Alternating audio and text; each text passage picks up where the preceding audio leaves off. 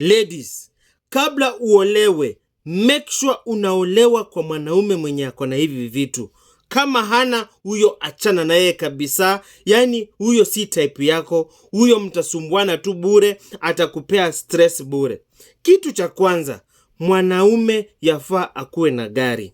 Usijaribu kuolewa kwa mwanaume mwenye hana gari.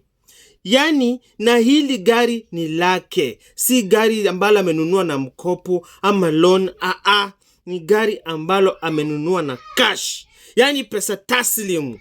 Achana na hao wanaume wenye nakuambia, "Oh baby panda ndudhi, oh sijui panda Uber." Ukipanda ndudhi unashtukia vumbi ndio hiyo. Mara mtu wa Uber sijui tena mwanze kukorofishana na yeye hapo hivyo.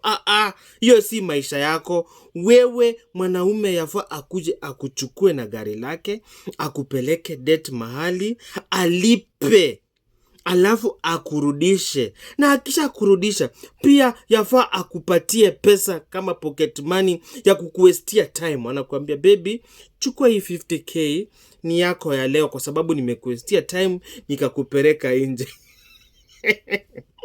Alafu kitu kingine, usijaribu kudate mwanaume mwenye hana 3-bedroomed house. No, mwanaume yafaa akue at least na 3-bedroomed house and more. 3, 4, 5 hivyo. Lakini hii maneno ya kudate watu wenye anaishi kwa bedsitter, sijui single room, hata mgeni akikuja kukutembelea, mnamwambia sijui lale kwa mitungi huko za maji. Mitungi zimejaja tu kwa nyumba. Hiyo sio maisha yako. Wewe ni baby girl, yafaa utritiwe vizuri kabisa. Alafu kitu cha mwisho na very important, hebu amka kwa hiyo ndoto, kwa sababu kupata mwanaume kama huyo ni kibarua, utang'ang'ana sana.